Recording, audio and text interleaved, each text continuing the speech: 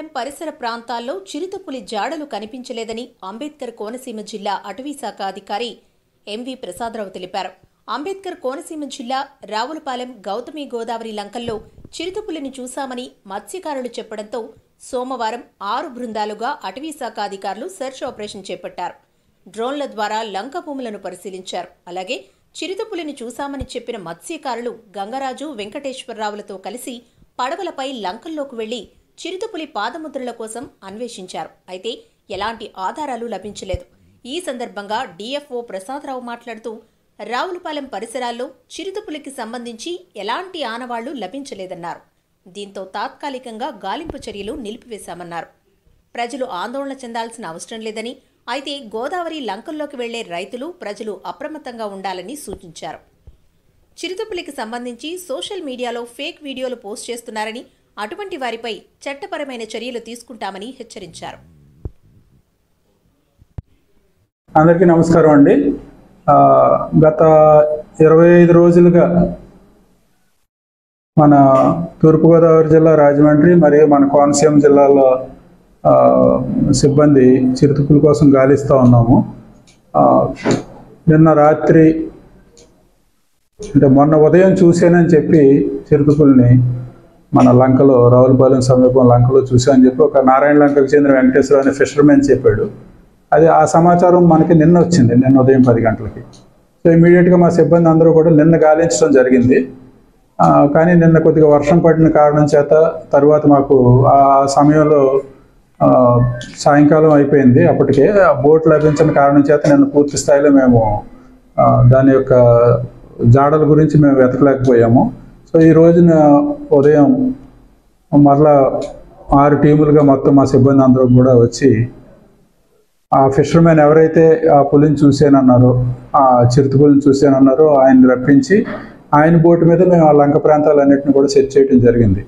అదేవిధంగా ఈ మన రావులపాలెం గోదావరి బ్రిడ్జిని ఆనుకుని ఉన్న వాళ్ళందరూ కూడా ఆ ప్రాంతాలను కూడా, పరిసర ప్రాంతాలన్నింటినీ కూడా వెతకడం జరిగింది. అలాగే ఓపలంక నుంచి కూడా ఇంకొక బోట్ తీసుకుని అక్కడ సమీపంలో లంకలను కూడా వెతకడం జరిగింది. ఎక్కడా కూడా చిరుతపులికి సంబంధించిన పాదముద్రలు కానీ, అది తిరిగాడిన జాడలు కానీ ఏవి కూడా మాకు లభించలేదు. సో అది ఆ ఫిషర్మెన్ ఎవరైతే చూసానంటున్నారో ఆయన్ని కొద్దిగా మరలా తరిచి అడిగితే కొద్దిగా మాకే సందేహం కలిగింది, ఆయన నిజంగా చూసిన చిరుతపులేనా లేదా అనేది. ఎందుకంటే నిన్న చాలా దగ్గర నుంచి చూశాను నేను. పక్క నుంచి వెళ్తుంటే అది లంకలోంచి గడ్డి దుబ్బుల్లోంచి బయటికి రావటం, అది 1-2 సార్లు కిందకి దిగి మళ్ళీ పైకెక్కి వెళ్ళింది. నన్ను చూసి ఏదో గట్టిగా అరిచింది, నేను భయపడ్డానని చెప్పి నిన్న చెప్పడం జరిగింది. ఈవేళ మేము బోటు మీద స్వయంగా ఆ స్పాట్కి తీసుకెళ్ళాం. స్పాట్కి తీసుకెళ్తే అక్కడ ఏ విధమైన పాదముద్రలు మనకి దాని జాడలు కానీ దొరకలే. ఆయన ఎక్కడైతే చూసానంటున్నాడో అక్కడ. బాబు నువ్వు ఎక్కడి నుంచి చూసావు, ఈ పక్క నుంచే చూసావు అని అడిగితే లేదండి మధ్యలో తెప్ప ఉంది, ఇప్పుడు మునిగిపోయింది, ఇసుక తెప్ప, ఇప్పుడు కొద్ది వాటర్ లెవెల్ పెరగటం వల్ల మునిగిపోయింది, అక్కడి నుంచి చూశాను నేనని చెప్పి అన్నాడు. సో అతను నిజంగా చూసింది చిరుతపులిన. చూస్తే నిన్న సాయంకాలం నుంచి కూడా ఈ రోజు వరకు మనకి వర్షం పడలే ఇక్కడ.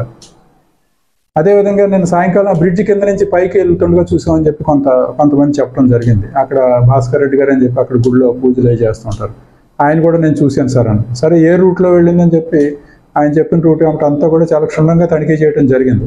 ఎక్కడా కూడా ఇది ఒక్క పాదముద్ర కూడా పడలేదు. ఎందుకంటే అదంతా కూడా కొద్దిగా స్లషీగా ఉంది, అంటే బురద నేల. కుక్కలు అవి తిరిగాడినా సరే పులి గుర్తు వేరే విధంగా ఉంటుంది దాని అడుగుజాడ. కానీ ఆ పాదముద్రలు మనకు లభించలేదు ఎక్కడా కూడా. మొత్తం లంకలన్నీ గాలించాము. వేరే వాళ్ళు మొన్న ఒక వీడియో షేర్ చేశారు ఎవరు, ఇది పులి వచ్చేసింది అని చెప్పి వెనకాల బ్యాక్గ్రౌండ్లో మాట్లాడితే ఇక్కడ కూడా పులి వచ్చిందని అంటూ ఒక వీడియోని షేర్ చేశారు. ఆ ప్రాంతాన్ని కూడా మేము చెక్ చేయడం జరిగింది. ఆ ఫిషర్మెన్ అక్కడ కుక్క చనిపోయింది సార్, మాకు డౌట్ వచ్చింది ఒకవేళ కుక్కని ఏమన్నా ఇది కిల్ చేసి ఉంటుందా అని చెప్పేసి. తీరా చూస్తే ఆ కుక్క న్యాచురల్గా చనిపోయింది, దాని పీక్కి తాడుగట్టు ఉంది చనిపోయిన కుక్కకి. సో ఇవన్నీ గమనించిన తర్వాత అక్కడ రైతులను కూడా మేము ఓపలంక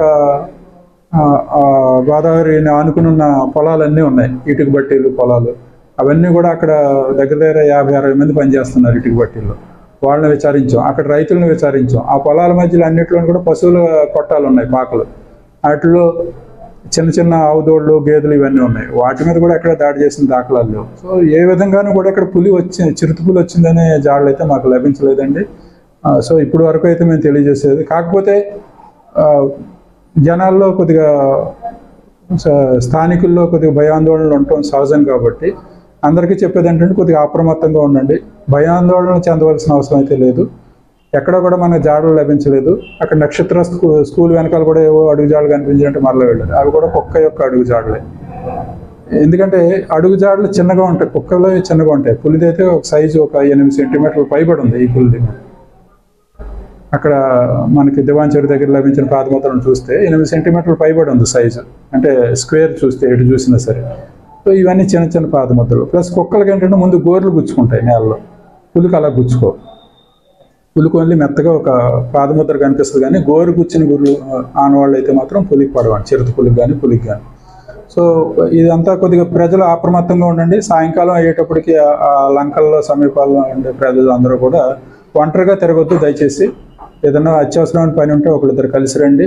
ఆ చేతిలో కర్ర టార్చ్ ఉంటే మనకి ఏ విధమైన ఇబ్బంది ఉండదు. ఒకవేళ అది లేదని చెప్పి మేము ప్రస్తుతానికి అనుకుంటున్నాం. ఒకవేళ ఉంటే సడన్గా ఎవరికైనా ఎదురు పడితే ఏం చేయాలి, ఏం కంగారు పడవలసిన పని ఏం లేదు. వెనుతిరిగి మాత్రం పారిపోవద్దు. దాన్ని చూసి వెనుతిరిగి పారిపోతే అది వెంటబడే మీద పడే ఆస్కారం ఉంది. కాబట్టి తిన్నగా దానంక చూస్తూనే గట్టిగా అరుచుకుంటూ మనం వెనకడుగులు వేసుకుంటూ వెళ్తే చాలు. ఎందుకంటే అది దానికంటే హైట్ ఉన్న మనిషి మీద కానీ లేదంటే ఏ జీవి మీద కూడా అది అటాక్ చేయదండి, దాని హైట్ ఉన్న దానిపైన. అలాగే ఉదయాన్నే లంకల్లో పనులు చేసే వ్యవసాయ పనులకు కూడా వెళ్తూ ఉంటారు కాబట్టి అక్కడ ఒకసారి వాళ్ళ వ్యవసాయ భూమిని ఒకసారి జాగ్రత్తగా పరిశీలించుకుని వాళ్ళ పనులకు ఉపక్రమించవచ్చు. ఇదండి నేను తెలియజేస్తాను. ప్రస్తుతానికి అప్డేట్ అయితే ఇది. ఏమైనా విషయాలుంటే మళ్ళీ తెలియజేస్తాను. Thank you. నేను ముఖ్యంగా తెలియజేసేది ఏంటంటే మీ ద్వారా, మీడియా ద్వారా ప్రజలందరికీ కూడా, ఎవరు కూడా ఈ చిరుతపులి విషయమై భయాందోళన చెందవలసిన అవసరం లేదు. అటవీ శాఖ అన్ని రకాల చర్యలు కూడా తీసుకుంటుంది దీన్ని పట్టి బంధించడానికి కానీ లేదా అది క్షేమంగా వెనక్కి వెళ్ళిపోవటానికి కానీ. కాకపోతే అది ఖచ్చితంగా ఈ ప్రదేశంలో ఉంది అనే నిర్ధారణ కావాలి మనకి. నిర్ధారణ అయిన వెంటనే దాన్ని పట్టుకునే చర్యలు మేము తీసుకుంటాం. ఈ సందర్భంగా మరొక ముఖ్యమైన విషయం ఏంటంటే, మీడియాలో అనవసరమైన, సోషల్ మీడియాలో అనవసరమైన విషయాలన్నీ కూడా ఫేక్ క్లిప్పింగ్స్ అన్నీ కూడా పోస్ట్ చేస్తూ ఉన్నారు. దీనివలన ప్రజల్లో అనవసరమైన భయాందోళనలు రేకెత్తించడం, ప్లస్ మా సిబ్బంది యొక్క కాన్సన్ట్రేషన్, మేము దాన్ని ఎక్కడ ఉంది ఏంటి అని వెతకటం, దాన్ని ఏ విధంగా ఈ ప్రాబ్లంను మేము సాల్వ్ చేయాలని చెప్పి మా ప్రయత్నాల్లో మేము ఉంటున్నాం. ఇటువంటి తప్పుడు వార్తలు ప్రచారం చేయడం ద్వారా మా యొక్క కాన్సన్ట్రేషన్ దెబ్బతినే ప్రమాదం ఉంది. ఎందుకంటే మేము అక్కడ కూడా వెళ్ళాలి, ఈ ఎఫర్ట్ అంతా కూడా అక్కడ కూడా పెట్టవలసి ఉంటుంది. అందుకని చెప్పి దయచేసి అటువంటి అసత్య ప్రచారాలు చేయొద్దు. సో అటువంటి వాళ్ళు చేసినట్లయితే మీ ఇన్స్టాగ్రామ్లో నేను పోస్ట్ చేసిన వాళ్ళ ఐడీలు ఇవన్నీ కనిపిస్తున్నాయి క్లియర్గా. మేము పోలీస్ కంప్లైంట్ ఇచ్చి మీ మీద కఠినమైన చర్యలు తీసుకోగలం సైబర్ క్రైమ్ కింద. ఎందుకంటే మీరు అధికారుల్ని, ప్రజల్ని అందరినీ కూడా తప్పుదోవ పట్టిస్తున్నారు. వాళ్ళ యొక్క విలువైన సమయాన్ని మీరు వృధా చేస్తున్నారు. సో దయచేసి ఎవరు కూడా సోషల్ మీడియాలో తప్పుడు వార్తలను ప్రచారం చేయొద్దు. అలాగే వదంతులు నమ్మవలసిన అవసరం లేదు. మా దగ్గర ఫస్ట్ హ్యాండ్ ఇన్ఫర్మేషన్ ఉంటుంది అటవీ శాఖ, వాళ్ళని మీరు కన్ఫర్మ్ చేసుకోండి. అంతేగాని ఎవడో సోషల్ మీడియాలో పోస్ట్ చేస్తే దాన్ని పట్టుకుని మాత్రం మీరు మళ్ళీ దాన్ని వేరే గ్రూపులకి సర్క్యులేట్ చేయడం అటువంటి పనులు చేయొద్దు. Thank you.